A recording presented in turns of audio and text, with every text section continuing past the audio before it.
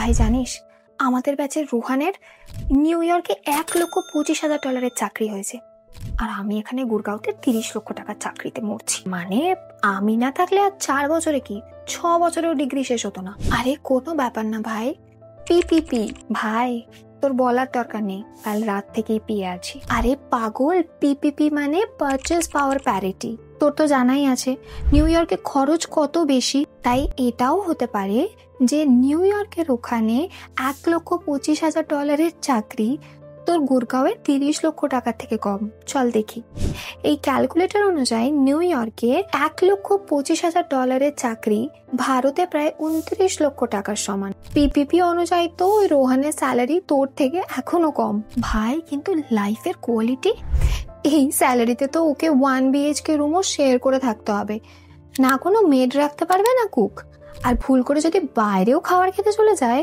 তো মিনিমাম 10,000 টাকা তো গেলই। বুঝে গেছি ভাই, আমি তো গুরগাঁওতেই ঠিক আছে। আজ হবে আসল পিপিপি পার্টি।